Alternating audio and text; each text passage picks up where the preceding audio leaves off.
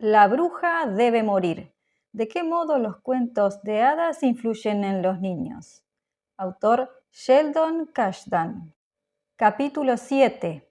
Engaño. Cuentos hilados, mentiras tejidas. En La pastora de ocas, un cuento de hadas de los hermanos Grimm, una sirvienta usurpa el puesto de una princesa para casarse con un príncipe. Su futuro suegro, el rey, sospecha que la mujer es una impostora y le pide que proponga un castigo para quien provoque un engaño de ese tipo. Segura de que su secreto está a salvo, la sirvienta contesta: por lo menos se debería desnudar a esa mujer e introducirla en un barril tachonado interiormente de afilados clavos. Y una vez dentro, 2 caballos blancos deberían arrastrarla por las calles hasta que muriese. Una vez que ha engañado a la impostora para que prescriba la sentencia adecuada, el rey proclama: tú has dictado tu propia suerte, se hará como tú has dicho. ¿Qué terrible pecado ha cometido la sirvienta para merecer un destino así? Ha mentido sobre sí misma para perpetrar un fraude. No solo miente sobre su identidad, sino que traiciona a la madre de la princesa, quien le ha ordenado que se ocupe del bienestar de su hija. Mentira, fraude y otras formas del engaño son visitantes frecuentes de los cuentos de hadas. En Blancanieves, la reina diabólica miente a su hijastra diciéndole que los encajes y el peine le harán más bella cuando están destinados a matarla.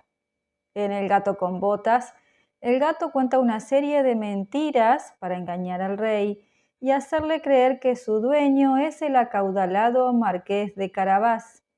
Sin embargo, La pastora de ocas es, en este sentido, un cuento singular, porque la sirvienta miente para robar el derecho de nacimiento a otra persona. Había una vez una anciana reina cuyo marido había muerto hacía muchos años. Tenía una hermosa hija que se había prometido en matrimonio a un príncipe que vivía muy lejos. Cuando se acercó el día de la boda, la reina preparó la dote de su hija con muchas cosas valiosas, muebles elegantes, vasijas de oro y plata y adornos hechos de metales preciosos y de joyas. Proporcionó también a la princesa una sirvienta, que se comprometió a entregarla sin novedad en manos del novio. Para el viaje se le dio un caballo a cada una, aunque el caballo de la princesa, llamado Falada, era mágico, porque tenía la facultad de hablar. Si el compromiso de la sirvienta fuera de buena fe, la princesa no tendría nada que temer. Pero la sirvienta es hipócrita y trama aprovecharse de la joven en cuanto se presente la oportunidad. Su plan es ocupar el lugar de la princesa y casarse con el príncipe. Momentos antes de que la princesa y la sirvienta se embarquen en el viaje, la reina ofrece a su hija un pañuelo encantado. Cuando llegó el momento de partir, la anciana reina fue al dormitorio. Se cortó el dedo con un cuchillito y sangró. Entonces mantuvo el dedo sobre un pañuelo blanco y 3 gotas de sangre cayeron en él. Llamó a su hija, apretó el pañuelo en la mano de la niña y le dijo: querida hija, guárdalo con cuidado. Estará a tu servicio en el camino. La princesa guardó el pañuelo en su pecho, montó en su caballo y partió junto a la sirvienta al encuentro del novio. El pañuelo es un objeto transicional, impregnado con la sangre de la madre, simboliza el vínculo trascendental entre madre e hija. Mientras no pierda el pañuelo, la princesa estará protegida contra el daño. Pero lo pierde. Tras un tiempo de viaje, la princesa está muy sedienta y se detiene en un arroyo al borde del camino para apagar su sed. Le pide a la sirvienta que se apee del caballo y le traiga un poco de agua. Pero la sirvienta se niega. «Apéate tú», contesta la sirvienta. «Si tienes sed, ponte de rodillas e inclínate a beber. Yo no elegí servirte y no seré tu esclava. La princesa está muerta de sed y no tiene más alternativa que desmontar. Cuando se inclina para beber, las 3 gotas de sangre declaran: si tu madre lo supiera, su corazón se partiría en 2. Esta secuencia de acontecimientos se repite una segunda vez y de nuevo la princesa se ve obligada a desmontar para conseguir la bebida. La tercera vez que sucede pierde el pañuelo cuando está inclinada sobre el arroyo. Cuando la princesa estaba a punto de levantarse, el pañuelo con las 3 gotas de sangre cayó de su pecho y quedó flotando en el arroyo. A causa de su pena, la princesa no lo advirtió, pero no pasó inadvertido para la sirvienta, quien se alegró porque ahora tenía poder sobre la princesa. Sin el pañuelo, la princesa se volvió inmediatamente débil e incapaz de defenderse. La pérdida del pañuelo es una mala señal.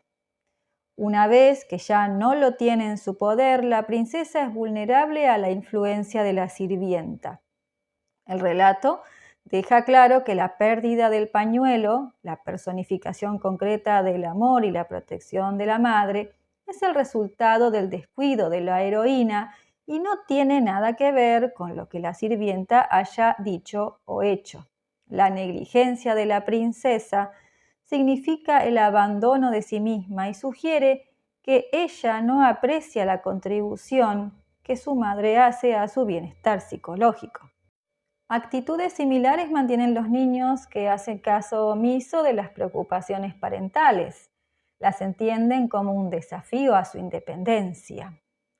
Esto es muy frecuente en la adolescencia. Incluso los niños pequeños ponen a prueba los límites buscando el peligro, tal como hacen cuando intentan cruzar la calle solos.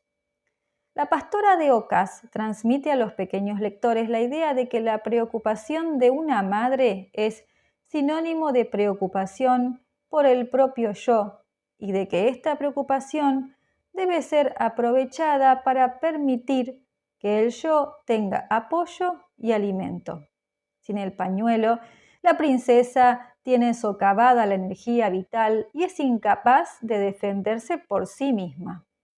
Cuando la princesa, ahora débil e indefensa, intentó montar a Falada, la sirvienta le arrebató las riendas. Ahora Falada me pertenece, dijo, y mi rocín será lo adecuado para ti.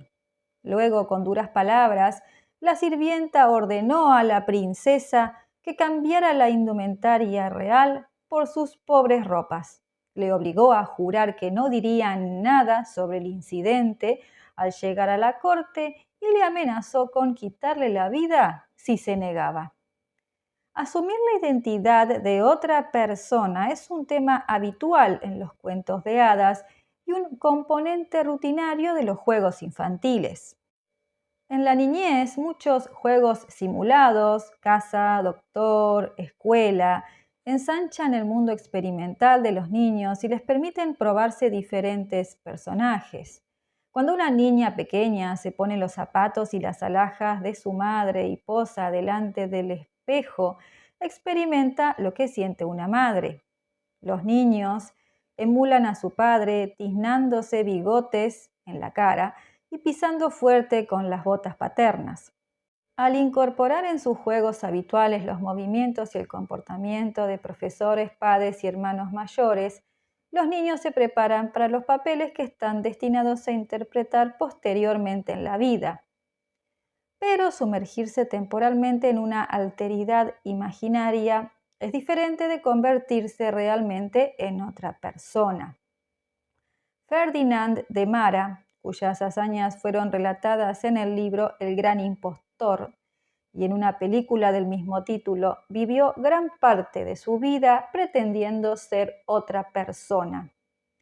En diferentes momentos de su vida, de Mara se hizo pasar por médico, por decano de facultad, por cura e incluso por asistente del director de la prisión de Texas.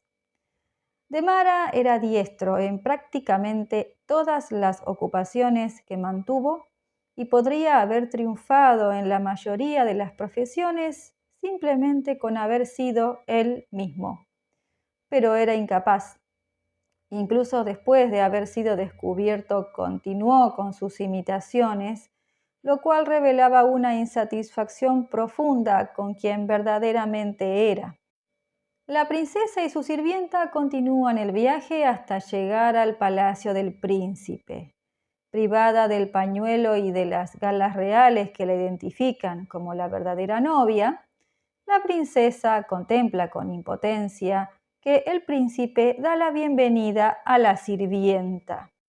El padre del príncipe, el rey, que observa la ceremonia de bienvenida, siente curiosidad por la bella doncella de aspecto triste que permanece de pie en el patio. Perplejo ante el porte afligido de la muchacha, pregunta a la novia impostora quién es la doncella. «Oh», exclama la sirvienta, «la recogí por el camino y la traje conmigo para que me hiciera compañía. Le ruego que le dé algo que hacer, así no se quedará holgazaneando».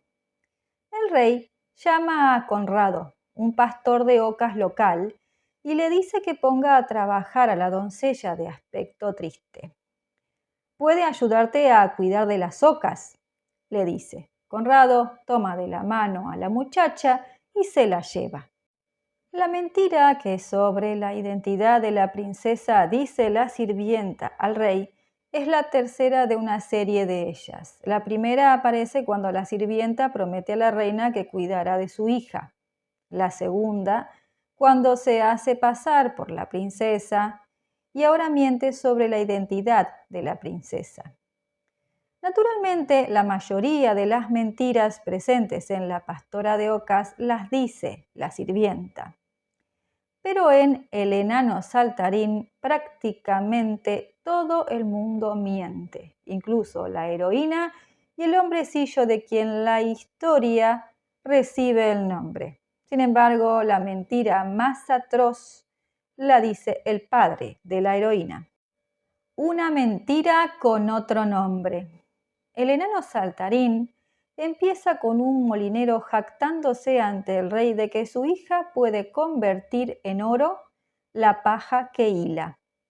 La hija no puede convertir la paja en oro, como tampoco puede convertir el agua en vino. La mentira del padre es especialmente odiosa porque la dice para crecerse ante los ojos del rey, o como precisa el relato, para darse importancia. Él no parece preocuparse por el hecho de que la mentira pone en peligro la vida de su hija. La mentira del molinero es no solo despreciable, sino estúpida. Si su hija puede convertir en oro la paja que hila, ¿por qué decírselo al rey? El molinero podría tener a la hija en casa, darle una rueca y guardar el oro para sí. Nadie se lo reprocharía. Si, por otro lado, para exagerar su condición, miente sobre la supuesta habilidad de su hija, arriesga la vida de la muchacha. No se miente a un rey, y menos cuando se trata de oro. Los escritores psicoanalíticos adjudican un sesgo sexual al motivo que impulsa al molinero cuando sugieren que su conducta es impelida por la culpa que se origina en un deseo incestuoso o en un verdadero incesto. Pretenden que el molinero se siente culpable de la atracción ilícita que experimenta por su hija e inconscientemente desea que ella muera para que desaparezca como fuente de tentaciones o como evidencia de encuentros ilícitos anteriores. Pero, si este fuera el caso, el molinero no estaría haciendo más que cambiar un tipo de culpa por otro. ¿Quién puede decir que la culpa por planear la muerte de la propia hija es menos perturbadora que la culpa por el incesto? Dejando de lado el motivo que lo impulsa, el molinero está decidido a seguir con el engaño. Cuando supo que la hija podía convertir en oro la paja que hilaba, el rey dijo al molinero: «Esa es una habilidad que me place. Si tu hija es tan inteligente como dices, tráela mañana a mi castillo y la pondré a prueba». Cuando le trajeron a la muchacha, el rey la condujo a una habitación llena de paja, le dio un huso y una rueca y dijo: «Ahora ponte a trabajar. Y si mañana temprano no has hilado esta paja en oro, morirás». Y cerró la puerta y la dejó sola. Como muchos otros cuentos, el enano saltarín contiene más de un pecado. La avaricia también forma parte de la trama. El rey es un monarca codicioso, tan codicioso que es capaz de matar para colmar su sed de oro. Pero esta no es la historia del rey. Pertenece al molinero y a su hija, y a un arrugado hombrecillo llamado Rumpelstiltskin. Como todo el mundo sabe, la hija es salvada por el hombrecillo, que se ofrece para hilar la paja a cambio del collar que ella lleva puesto. La muchacha acepta de buena gana el ofrecimiento y él se pone a trabajar. Cuando a la mañana siguiente regresa el rey y ve el oro, lleva a la muchacha a una habitación más grande, llena de paja, y le exige de nuevo que hile toda la paja en oro. Si no lo hace, perderá la vida. Rumpelstiltskin aparece de nuevo y promete a la doncella que hilará el oro a cambio de su sortija. Por supuesto, ella acepta el trato. Por la mañana, el rey se alegró extraordinariamente al ver el oro, pero era avaricioso, y como nunca tenía suficiente oro, llevó a la hija del molinero a una habitación todavía más grande llena de paja, y dijo: «Todo esto también debe ser hilado en una noche. Si lo logras, serás mi mujer». Y pensó: «Aunque es hija de un molinero, no es probable que encuentre a otra más rica que ella en todo el mundo». En cuanto dejó sola a la muchacha, apareció por tercera vez el hombrecillo, que dijo: «¿Qué me darás esta vez si hilo la paja por ti?». «No tengo nada que darte», contestó la muchacha. «Entonces debes prometerme el primer hijo que tengas cuando seas reina», dijo el hombrecillo. Aunque la hija del molinero expresa sus recelos, desiste de reivindicar al primogénito. ¿Qué otra posibilidad tiene? Si no accede a la demanda de Rumpelstiltskin, sin duda morirá. Sin embargo, no pretende cumplir su parte del trato. Acepta la propuesta solo porque está segura de que nunca llegará a nada. ¿Quién sabe lo que pasará?, se dice. Pero lo impensable sucede. Un año más tarde, la hija del molinero, ahora reina, da a luz a un niño. Y Rumpelstiltskin regresa para reclamar su pago. La reina se queda anonadada al ver al hombrecillo e intenta incumplir el trato, ofreciéndole un inmenso tesoro. Pero él lo rechaza e insiste en que quiere al niño. Y le dice: «Prefiero tener algo vivo antes que todos los tesoros del mundo». Hasta aquí, tanto el molinero como su hija han incurrido en engaño. Ahora llega el turno de Rumpelstiltskin.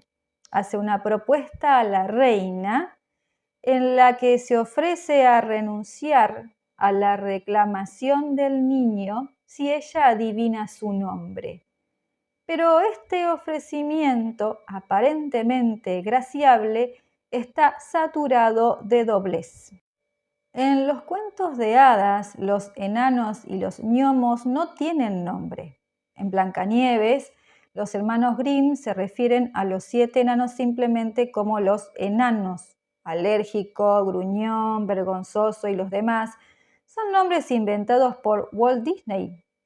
El término Rumpelstiltskin es una combinación del alemán medio Rumpel, que significa arrugado, steals, que significa conseguir algo por medios ilegales. Si se añade el sufijo ken, pequeño, resulta la descripción de un hombrecillo, que es un enano arrugado que logra cosas ilícitamente. No es un nombre en el sentido tradicional de la palabra, como pueden serlo Fred o Hans, y hay pocas posibilidades de que la reina lo adivine. Incluso si pudiera hacerlo, no hay garantías de que Rumpelstiltskin vaya a renunciar al niño. ¿Por qué iba a hacerlo? El hombrecillo ha trabajado mucho para conseguir el derecho a tenerlo. Además, ha anunciado que lo quiere más que todos los tesoros del mundo. Hace el gesto aparentemente humanitario solo porque está convencido de que la reina no tiene ninguna posibilidad de adivinar su verdadera identidad. Su ofrecimiento es una mentira cruel, un sarcasmo, semejante a la mentira que la madrastra dice a Cenicienta cuando le promete que podrá ir al baile. Por pura casualidad, la reina se las arregla para frustrar el plan de Rumpelstiltskin. Un día antes de que Rumpelstiltskin vuelva a reclamar al niño, uno de los criados de la reina encuentra accidentalmente en el bosque a un hombrecillo bailando alrededor de una hoguera, una actividad asociada a las brujas. El criado dice a la reina que se detuvo a contemplar el extraño espectáculo y escuchó por casualidad cantar al hombrecillo una canción en la que mencionaba el nombre de Rumpelstiltskin. La reina queda encantada de recibir la noticia y confía en vengarse. Cuando finalmente aparece el hombrecillo, la reina le toma el pelo dirigiéndose a él en primer lugar como Jack y luego como Henry, sabiendo muy bien que ninguno de los dos es su verdadero nombre. Quiere devolverle el tormento a que él la ha sometido. Rumpelstiltskin ríe y se dispone a exigir el pago de su deuda. Pero justamente en el momento en que alarga la mano para tomar al niño, la reina grita: «¡Rumpelstiltskin! ¡El diablo te lo dijo! ¡El diablo te lo dijo!», gritó el hombrecillo, y en su cólera pateó tan fuerte con su pie derecho que se hundió en el suelo hasta la rodilla. Entonces agarró con ambas manos su pie izquierdo con tal furia que se partió en dos, y ese fue su final. El extraño modo de morir de Rumpelstiltskin, desgarrado en dos por sus propias manos, trae al primer plano la dinámica del desdoblamiento. A menudo la gente cuenta que se siente empujada en dos direcciones cuando se ve obligada a mentir. El acto final de Rumpelstiltskin pone un rostro nuevo a este conflicto. La división en dos partes del hombrecillo refleja la escisión psicológica que sufren los niños que luchan en medio de tendencias enfrentadas cuando tienen que decir la verdad, el deseo de ser honesto, ser bueno, frente a la tendencia a mentir. En La pastora de ocas, la sirvienta no tiene este problema. Ella es la bruja de la historia y personifica todo lo malo. Su preocupación principal es asegurar que las cosas suceden según lo planeado. La única dificultad importante es Falada. El caballo tiene la facultad de hablar y puede delatarla revelando lo que sucedió durante el viaje. Para protegerse, le pide al príncipe que le ayude a deshacerse del animal.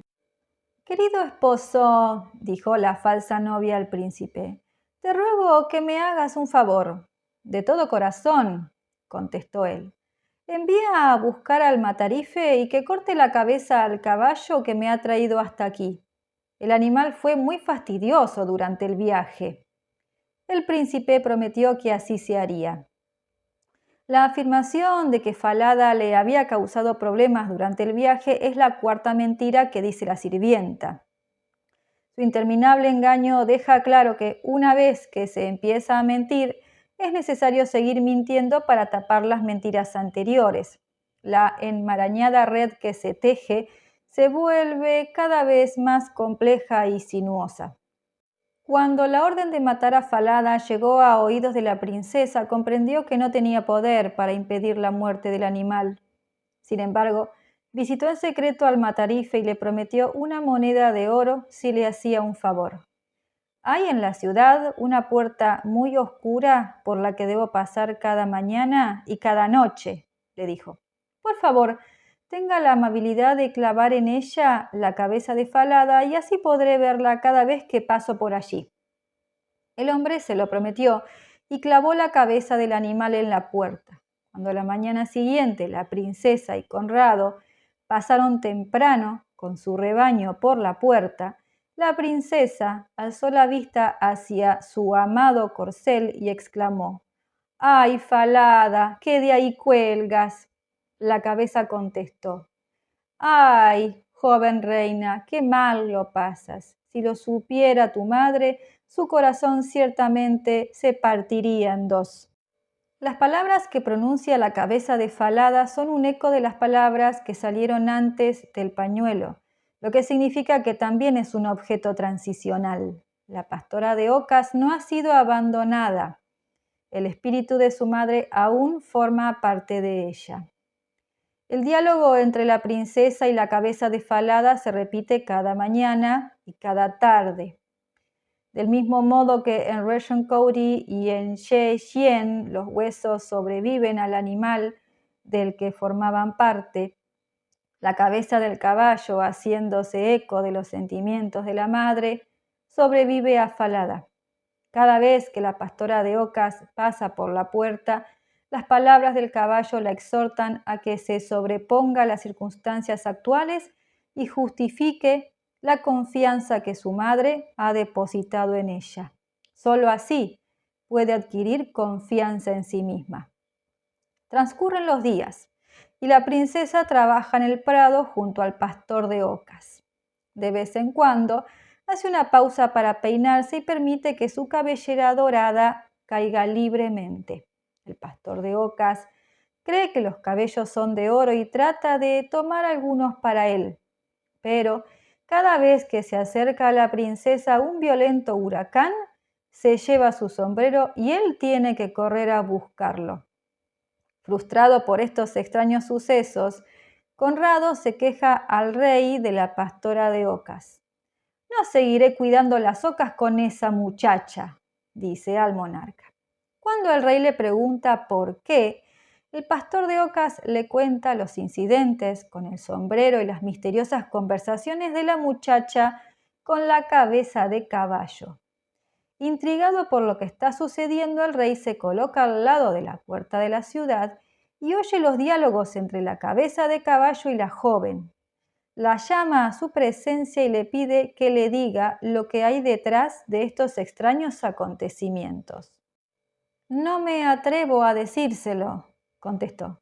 «No puedo contar a nadie mi infortunio porque cuando estuve en peligro de muerte prometí bajo juramento no revelarlo». Aunque hurgó en la herida y no la dejó en paz, el rey no pudo conseguir nada de ella. Finalmente dijo: «Si no quieres decírmelo, díselo a la estufa de hierro que está en el rincón». Y se fue. La princesa se arrastró hasta la estufa de hierro y comenzó a llorar y a lamentarse. Al final abrió su corazón y dijo: «Estoy aquí, sentada, abandonada por todos, y soy la hija de un rey. Una sirvienta malvada me obligó a renunciar a mis regios vestidos y a mi sitio al lado del novio, y ahora me han hecho pastora de ocas y tengo que hacer trabajos humildes. Si mi madre me viera, se le rompería el corazón». El anciano rey, que estaba al lado de la puerta del hogar, escuchó todo lo que dijo la princesa. La llamó y le dijo que viniera a su lado. Hizo que la vistieran con regias ropas e informó a su hijo de que la novia era falsa. En realidad, la novia impostora era solo una sirvienta. La verdadera novia estaba ahí delante. El episodio de la estufa muestra las contrapuestas situaciones a que conducen la mentira y el engaño. Por un lado, la princesa rehúsa contar al rey lo que sucedió durante el viaje. Aunque llega incluso a ser coaccionada, ella ha jurado a la sirvienta que mantendría sus labios sellados. Se niega a faltar a su palabra, prometí bajo juramento, aunque eso signifique que no pueda reclamar su legítima posición. Aunque paga por ello un precio considerable, mantener la palabra le permite conservar una imagen de persona veraz. El rey engaña a la princesa, pero lo hace para llegar a la verdad. Le dice a la pastora que se lo cuente a la estufa, y con ello le hace creer que estará hablando consigo misma, aunque de hecho planea escuchar la conversación. Su conducta indica que lo que cuenta es la intención de la mentira más que la mentira en sí misma. En otras palabras, puede haber situaciones en las que la mentira está justificada. Estos contrapuestos enfoques del engaño reflejan la ambigua posición que la gente mantiene sobre el hecho de decir la verdad. Por un lado, sabemos que mentir está mal. Al mismo tiempo, es difícil, como descubrió Diógenes, encontrar a un hombre honrado. Según un informe del US News and World Report, el 94% de los entrevistados dijo que la sinceridad era la cualidad más importante en un amigo, más importante quizá que ninguna otra. Aunque en otra encuesta, recogida en el libro titulado The Year America Told the Truth, alrededor del 90% de los encuestados admitió que decía mentiras. Las falsedades más comunes tenían que ver con el sexo, los ingresos y la edad. Los adultos reconocen instintivamente que considerar inviolable la verdad a veces puede ir en contra del propio interés. A Richard Nixon se le atribuye haber confesado a un amigo: "La sinceridad es la mejor política", y haber añadido: "pero no es la única política".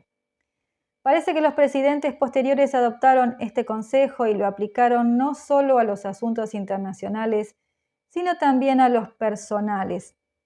Las mentiras del presidente Clinton sobre sus encuentros sexuales provocaron un debate nacional sobre el alcance que, frente al engaño, deberían tener el perdón o la discreción. La mayoría de la gente reconoce que sería difícil ir por la vida sin decir nunca una mentira. En esta idea se basa la película Mentiroso Compulsivo, cuyo protagonista es incapaz de mentir. Como es abogado, su compulsión a decir la verdad lo hace especialmente abominable en los tribunales y fuera de ellos. Cuando un policía lo para por exceso de velocidad, admite haber excedido la velocidad límite y abre espontáneamente la guantera del coche para mostrarle un montón de multas de aparcamiento sin pagar. Cuando una mujer con la que acaba de hacer el amor le pregunta ¿cómo fue?, responde: "los he tenido mejores".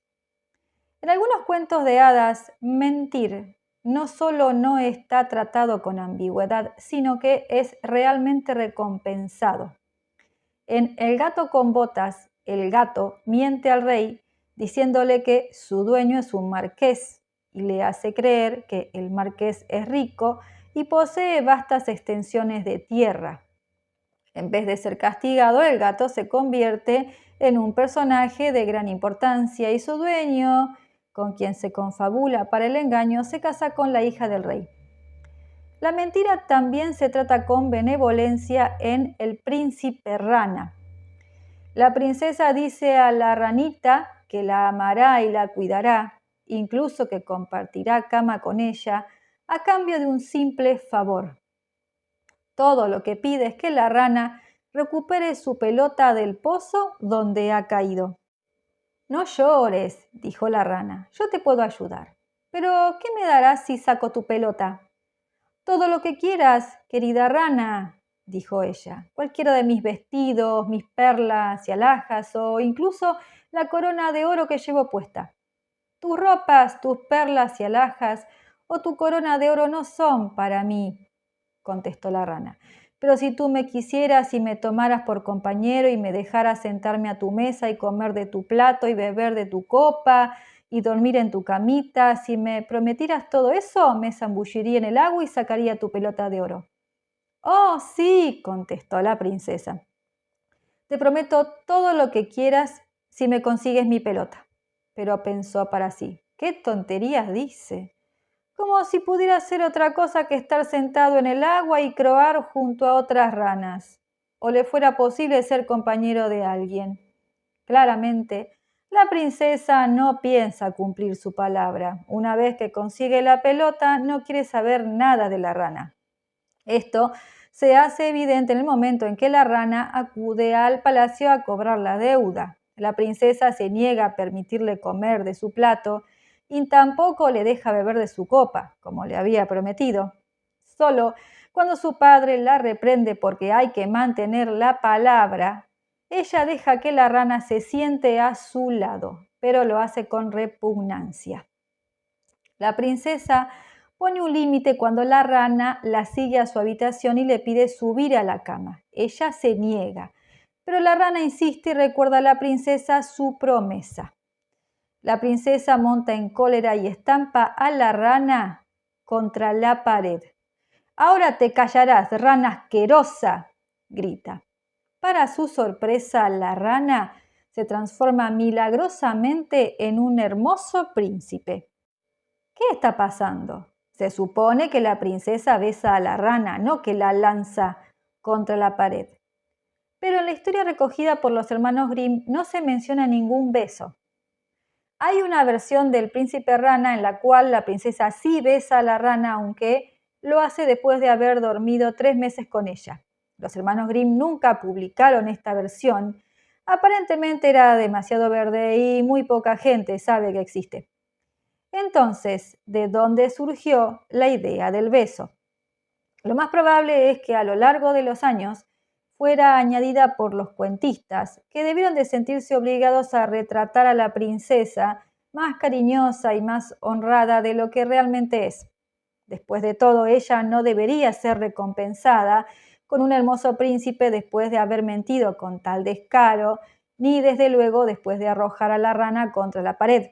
Alterar la historia para que la heroína recompense a la rana con un beso contrarresta los primeros intentos de engañarla y sitúa el carácter de la princesa en sintonía con el final de la historia.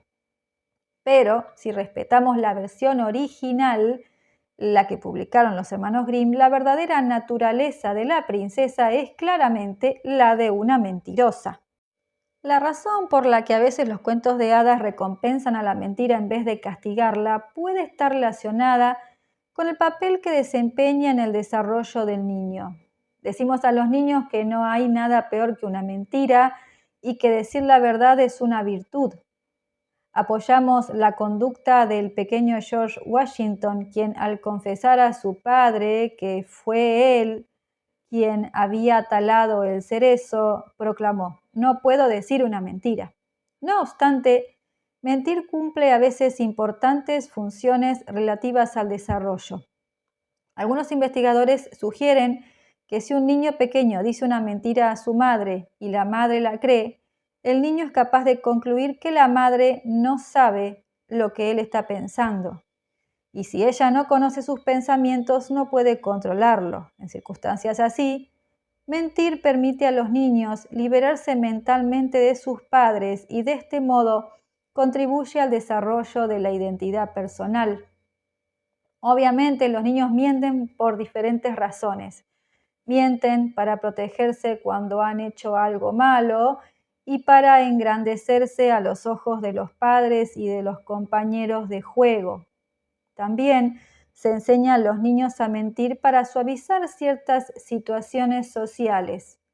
Por ejemplo, los padres aleccionan a los niños para que no le digan a la abuela que viste de un modo cómico o que no les gusta el regalo que les ha traído. A veces se da instrucciones a los niños para que mientan sobre el paradero de sus padres cuando contestan el teléfono. Y pobre del niño que contesta verazmente a un vecino que pregunta si mamá se tiñe el pelo o si papá bebe. Marie Basek, una psicóloga que estudia la mentira en los niños, sostiene que el tejido social se deshilacharía si los niños y los adultos no dijeran mentirijillas piadosas. Sin embargo, los niños deben aprender la diferencia entre las así llamadas mentiras altruistas, con las que se pretende no herir los sentimientos ajenos, y las mentiras que sí dañan a los demás. Estas últimas constituyen una maldad y cuentos de hadas como La pastora de ocas se aseguran de que el personaje diabólico que dice tales mentiras, la bruja putativa, reciba el castigo que merece. Una vez que el rey se entera de lo que ha pasado en el viaje, el destino de la sirvienta está decidido. Pero antes de que se cumpla, debe ser desenmascarada. El rey prepara una gran fiesta a la que invita, junto a otros miembros de la corte, a la novia impostora y a la verdadera princesa. A la cabecera de la mesa se sentó el novio, con la princesa a un lado y la sirvienta al otro. La falsa novia no reconoció a la verdadera porque fue deslumbrada por el rutilante atavío de la princesa. Cuando todo el mundo hubo comido y bebido y estaba muy contento, el anciano rey refirió la hipotética historia de una sirvienta que traicionó a su ama y preguntó a la falsa novia qué castigo debería imponérsele por tal crimen. ¿Qué suerte, preguntó a la falsa novia, merece una persona así? Por lo menos se debería desnudar a esa mujer e introducirla en un barril tachonado interiormente de afilados clavos, y una vez dentro, 2 caballos blancos deberían arrastrarla por las calles hasta que muriese. Tú has dictado tu propia suerte, se hará como tú has dicho. Aunque horripilante el escrupuloso método para determinar la muerte de la sirvienta, no es simplemente el resultado de la calenturienta imaginación de algún cuentista medieval. Gerard Müller, un destacado profesor de criminología y estudioso de las costumbres jurídicas, señala que muchos de los castigos que describen los hermanos Grimm recogen las auténticas sentencias que se llevaban a cabo en la Edad Media. Antes de que las doctrinas legales fueran codificadas en decretos imperiales y códigos civiles, los crímenes y los castigos ligados a ellos se transmitían mediante las parábolas, el folclore y los demás veneros de sabiduría popular. De este modo, los cuentos de hadas funcionaron como una forma oficiosa de jurisprudencia legal. Aunque no hay una correlación exacta entre la justicia de los cuentos de hadas y los castigos reales que se solicitaban para delitos concretos, los dos tienen mucho en común. La incitación al asesinato y el efectivo intento de asesinato, crímenes cometidos por la madrastra en Blancanieves, fueron delitos castigados históricamente con la hoguera, representada de forma simbólica en Blancanieves por los zapatos al rojo vivo en los que la madrastra es obligada a bailar hasta la muerte. La muerte por ahogo, el destino que sufre la madrastra en La Bella Durmiente de Perrault, también fue utilizado habitualmente para castigar el intento de asesinato y otros crímenes nefandos. Y la muerte por lapidación, un castigo documentado en Alemania durante la Alta Edad Media, tiene su equivalente en El Enebro, donde la madrastra es aplastada hasta morir por incitar al asesinato y fomentar el canibalismo. Suplantar a la realeza también fue considerado en la época medieval un delito capital, como el asesinato, la incitación al homicidio y la brujería. Hemos visto el castigo impuesto a la sirvienta tramposa en La pastora de ocas. En Aliunushka e Ivanushka, un cuento de hadas ruso, una hechicera es quemada en la hoguera por suplantar a una princesa recién coronada. Y en La princesa que no sabía reír, una esclava es quemada viva por suplantar a la realeza. El mensaje de los cuentos de hadas es claro. Suplantar a otro, intentar ser quien no eres, es un asunto serio. Además de los cuentos de hadas que tratan de la suplantación, hay cuentos que muestran las consecuencias de aprovecharse sexualmente de los demás.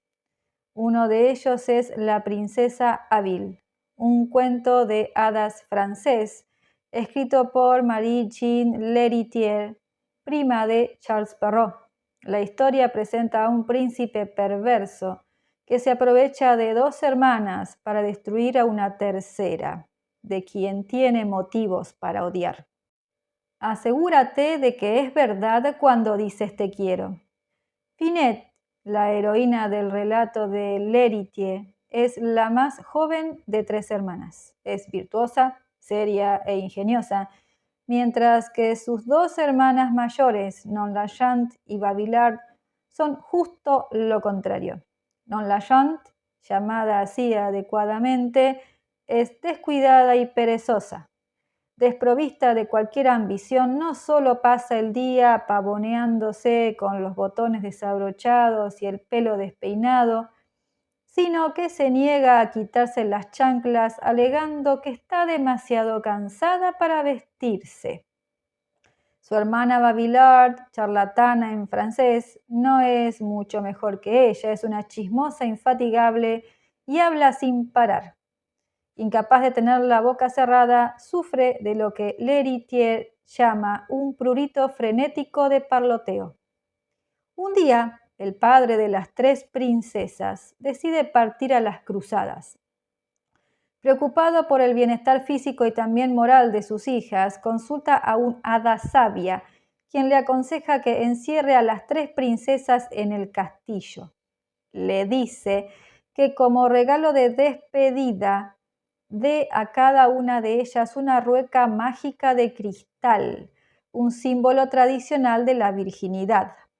La rueca de la hija cuya virtud se malogre se hará añicos, lo cual proporcionará al rey la evidencia de su ligereza. El rey estuvo muy acertado preocupándose por sus hijas, porque en un reino cercano vivía otro rey que tenía un hijo malévolo, llamado Riche en Cotel, rico en astucia. El príncipe guardaba un rencor especial hacia Finette, porque ella había frustrado un tratado entre los dos padres. Sin que lo supiera ninguno de los dos reyes, el príncipe había introducido en el tratado una cláusula secreta que habría colocado al padre de Finette en una dolorosa desventaja. Finette descubrió en el último momento el solapado plan del príncipe y consiguió invalidar el tratado. Por eso, Richencotel odiaba enormemente a Finette y había jurado vengarse de ella y de toda su familia. En cuanto el rey parte a las cruzadas, Richencotel se disfraza de mendiga para conseguir entrar en el castillo. Llega hasta el dormitorio de Nonchalant y Babilard y les jura amor eterno a las dos. Seduce por turno a cada una de ellas y provoca de ese modo el estallido de las dos ruecas. En ceremonias separadas, desposa a cada una de las dos hermanas y después busca a Finette. El príncipe registró todas las habitaciones del castillo hasta que se topó con una puerta cerrada. Dedujo que Finette estaba al otro lado y proclamó su amor por ella a través del cerrado portalón.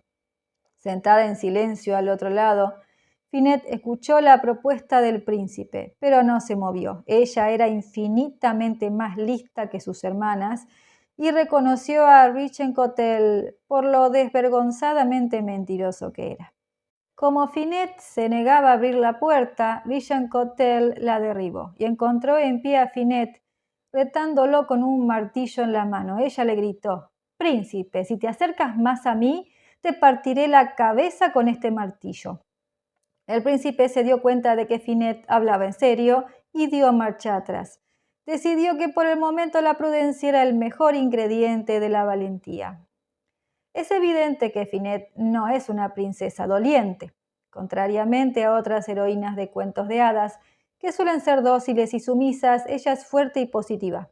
Tiene también una inteligencia perspicaz y se interesa por la política. Fue la responsable de que se descubriera la trampa del príncipe. Lo único que comparte con las demás princesas de los cuentos de hadas es un padre ausente. Ahora descubre que tiene que enfrentarse al vengativo príncipe. Al darse cuenta de que no puede esperar ninguna ayuda de sus hermanas y de que solo puede confiar en sí misma, da ciertos pasos para proteger sus intereses. Prevé que el príncipe puede haberse avenido ya con sus hermanas y trata de ganar tiempo hasta tener un plan para frustrarlo. Mientras tanto, le hace saber que no está amedrentada y lo amenaza con partirle la cabeza en dos si persiste en sus insinuaciones. Pero al príncipe no se le disuade fácilmente. Está decidido a seducir a Finette y a deshonrarla del mismo modo que a sus hermanas. Vuelve un poco más tarde para convencer a Finette de que, a pesar de la amenaza, la quiere de verdad. ¿Por qué, bella princesa?, pregonó el príncipe con fingida indignación. Mi amor por vos provoca un aborrecimiento tan cruel. El príncipe dijo a Finette que estaba cautivado por su belleza y fascinado por su maravillosa inteligencia. Entonces, le preguntó a Finette, ¿por qué considerasteis necesario entrar en el castillo con falsos pretextos? Me disfracé de mendiga para entrar en el castillo y así poder ofreceros mi corazón y mi mano, contestó el príncipe. No buscaba a vuestras hermanas, solo pensaba en vos. Finette fingió ablandarse y dijo al astuto príncipe, tengo que esperar por mis hermanas antes de pensar en casarme con vos. Richencotel contestó, no puedo permitir que les consultéis porque me denegarían el privilegio de casarme con vos. Son mayores que vos y, por costumbre, deben casarse antes. Finette sabe que Richencotel está mintiendo y comienza a preocuparse por sus hermanas cuando él se niega a dejar que las vea. Está convencida de que les ha ocurrido alguna desgracia y quiere averiguar si están bien. Para contener a Richencotel, acepta casarse con él, pero le pide que aplace la boda hasta el día siguiente. Richencotel aceptó y Finette le pidió que la dejara sola un rato, así podría pensar y rezar. Le dijo que cuando volviese le llevaría a una habitación con cama. En cuanto el príncipe se fue, Finette corrió a una habitación en lo alto del castillo y construyó con palos un enrejado muy ligero sobre un agujero que comunicaba con el sistema de alcantarillado que discurría por debajo del castillo. Luego extendió una sábana limpia sobre el enrejado y regresó a su habitación. Cuando el príncipe volvió, Finette lo condujo a la habitación alta y le dijo que debía dejarlo un momento, pero que regresaría enseguida. Incapaz de contenerse, Richencotel brincó sobre la cama sin quitarse siquiera la ropa y se encontró de pronto hundiéndose estrepitosamente cientos de metros hacia abajo hasta que se estrelló contra la cloaca del castillo. Aunque el príncipe está magullado y maltrecho, ha logrado sobrevivir. Podría pensarse que a estas alturas el príncipe habría aprendido ya que las mentiras y el engaño conducen al desastre. No ha sido así, aparentemente. Revolcándose en la inmundicia y cubierto de las heridas que le ha producido la caída, jura vengarse y concibe un plan para capturar a Finette, quien entretanto ha localizado a sus hermanas y ha descubierto que las ruecas de cristal están rotas. Sus peores temores se hacen realidad cuando se entera de que las dos hermanas están encinta. Mientras Finette reprende a sus hermanas por ser tan ingenuas, Richencotel instruye a sus secuaces para que coloquen al lado de las puertas del palacio unos árboles rellenos de fruta con la pretensión de que induzcan a las princesas a aventurarse a salir. Finette sospecha que los árboles son una estratagema, pero sus hermanas, que sufren los antojos que acarrea su delicada situación, le ruegan que les traiga algo de fruta. Aunque tiene graves presentimientos, Finette cede a las súplicas de sus hermanas y abre la puerta. En el momento en que sale, los secuaces del príncipe se abalanzan sobre ella y la llevan a un solitario retiro en la montaña, donde Richencotel se recupera de las heridas que sufrió en la caída. Durante su convalecencia, Richencotel había preparado un barril repleto de cuchillos, navajas de afeitar y clavos torcidos. Cuando Finette cayera en sus garras, pensaba introducirla en el barril y echarlo a rodar montaña abajo. El príncipe esperaba ansiosamente a que sus secuaces le trajeran a Finette. «Vas a morir», le dijo a ella, «como venganza por todas las trampas que me has tendido». El príncipe mostró a Finette el barril que había construido y gritó con tono triunfal: «Ahora recibirás el castigo que mereces. Voy a meterte en este barril y te echaré a rodar montaña abajo». El malvado príncipe se detuvo a examinar su diabólica creación, refocilándose en el dolor y el tormento que Finette iba a padecer. Se inclinó para empujarla dentro del barril, pero Finette se hizo ágilmente a un lado y le dio una patada al príncipe, que lo introdujo en el barril en lugar suyo. Luego lo empujó hacia el precipicio y lo arrojó violentamente montaña abajo. El relato de La princesa hábil, un cuento de hadas de salón del siglo XVII, muestra la doblez de los hombres y a una heroína que podría muy bien ser el modelo de otras heroínas de cuento de hadas. La historia de L'Héritier ilumina las consecuencias de la falsedad en las relaciones entre géneros y al mismo tiempo ofrece una visión de la feminidad bastante avanzada para su tiempo. Y aunque el príncipe no es la bruja tradicional, tiene muchas características brujescas y es castigado de un modo reservado habitualmente a ellas.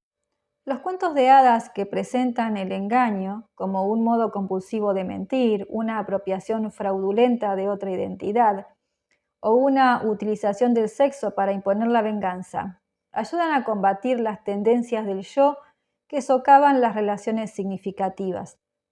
Situaciones que implican engaño afloran a lo largo de la vida y a veces es difícil saber cuál es la línea de conducta adecuada cuando las opciones no son claras y las consecuencias oscuras. ¿Es lícito mentir? Si es así, ¿qué condiciones deben imperar para que se permita violar un acuerdo hecho de buena fe? Los cuentos de hadas no pretenden suministrar todas las respuestas, pero enseñan a los lectores que hay aspectos que se deben considerar cuando la verdad está en juego.